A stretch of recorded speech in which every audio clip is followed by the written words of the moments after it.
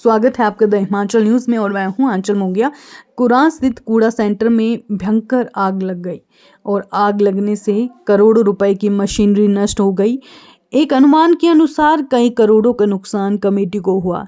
रात लगभग 2 बजे के करीब आग लगी और आग इतनी भयंकर लग गई कि आग की लपटें इतनी दूर तक फैल गई और मशीनरी नष्ट हो गई। और इसी के साथ स्थानीय लोगों का ये मानना है कि इसका सारा जिम्मा हम नगर परिषद को देते हैं, क्योंकि हमने बार बार चेताने की कोशिश की कि यहाँ से कूड़े को हटाया जाए या कूड़े को किसी उचित जगह स्थानांतरित किया जाए, लेकिन नगर परिषद ने बार बार कहने के बावजूद भी हमारी नहीं सुनी। और अब पूरा का पूरा जिम्मा लोगों ने ये चेताया कि बार बार कहने के बावजूद भी नगर परिषद बिल्कुल सुस्त रवैये में था और उनका ये फर्ज बनता था कि यहाँ पर सीसीटीवी कैमरे लगाए जाए। क्या कहते हैं स्थानीय लोग, देखें ये रिपोर्ट के माध्यम से। हमने इस कूड़ा संयंत्र के प्रबंधन को लेकर बार बार आवाज़ें उठाई है। कई बार कमेटी को, जिलाधीश महोदय को हम सचेत कर चुके हैं। पिछले 10-12 सालों से एनजीटी में भी गए, लोगों के आंदोलन भी हुए यहाँ पर और कूड़े के ढेर लगते थे। आग लगाना यहाँ पर परंपरा रही है। ये आज नहीं लगी आग, पहले तो मवेशी तक जला दिए जाते थे, कूड़े के अंदर फेंक दिए जाते थे, उसको जला दिया जाता था। मैं इसका पूरा का पूरा जिम्मा जो है वो कमेटी प्रबंधन पर, जिला प्रशासन के ऊपर जो ये सारा पोल्यूशन फैल रहा है उनके जिम्मे लगाता हूँ ये चीज़ें।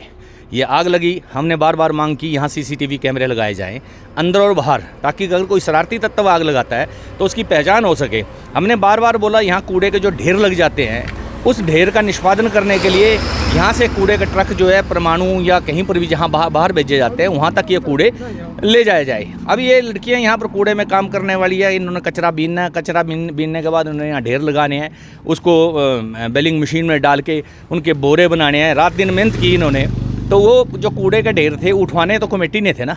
अब ये प्रश्न तो कमेटी से बनता है कि आपने अगर ये कूड़ा नहीं उठाया है, अगर यहाँ पर इन बच्चों ने काम किया है, इन लड़कियों ने, इन मजदूरों ने काम किया, मशीनों में काम करने वाले वहाँ पर हाजिर थे, कूड़े का यहाँ पूरा पहाड़ बन गया था। हमने बार बार बोला कि इनको गाड़ी भेजो, गाड़ी भेजो, गाड़ी भेजो, कूड़ा उठाया जाए। और ये जो प्लास्टिक जल रहा है ये सारा का सारा धुआं कैंसर का धुआं है। ये कैंसर रूपी धुआं सारे आदमी को ख़राब कर रहा है। आप देखो ना, हम बोलते हैं खुले में कूड़ा मत जलाओ, खुले में कूड़ा मत जलाओ, जब इकट्ठा एक जगह डाल दो फिर जला दो।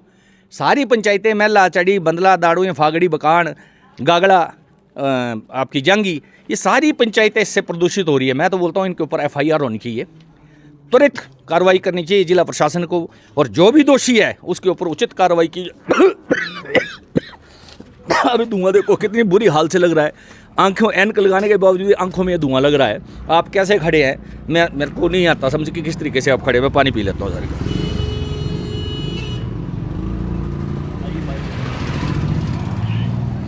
मेरा आपके माध्यम से ये निवेदन है कि इस कूड़ा का जो जंजाल है इससे हमें मुक्ति दिलाई जाए।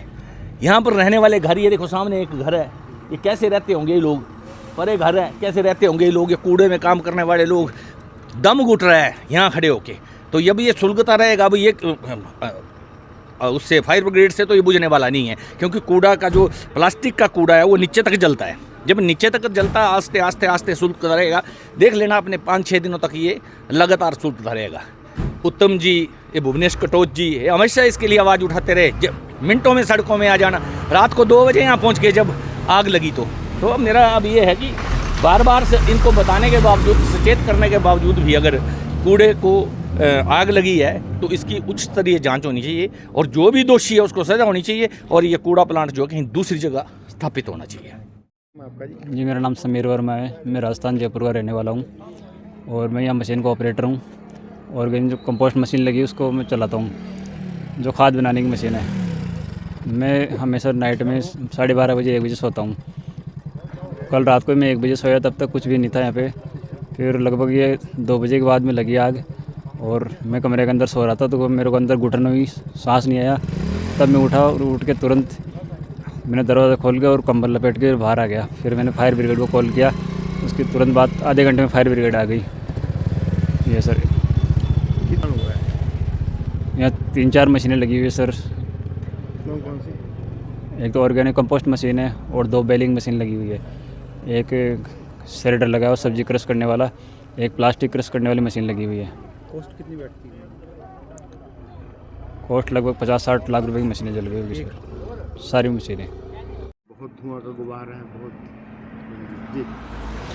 सर ऐसा है कि रात में मैं घर में जब सोया हुआ था तो मुझे लगभग 3 बजे फ़ोन आया, जो यहाँ पे ऑपरेटर है उसने फ़ोन किया मेरे को कि अंकल ऐसी ऐसी बात हो गई है और यहाँ पर आग लगी है भयंकर तरीके से। उसने एक वीडियो भी मेरे को भेजी, तो मैंने सबसे पहले मैंने उसको नंबर दिया इसका, और मैंने खुद भी कॉल की बिजली वाले के लिए कि मैंने सबसे पहले जो है आप इसका सर्किट जो है वो काट दो, बिजली का कनेक्शन काट दो, ताकि कोई ऐसा नुकसान ना, जान माल का नुकसान जो है वो ना हो सके। और मैं वहाँ से फिर जब तक यहाँ पहुँचा तो उसी दौरान थोड़ी देर में जो है वो अग्निशमन की गाड़ी भी पहुँच चुकी थी और इन्होंने बुझाने की कोशिश तो की, लेकिन बुझाने का मंजर जो था वो था नहीं, या बहुत भयंकर तरीके से आग लगी हुई थी।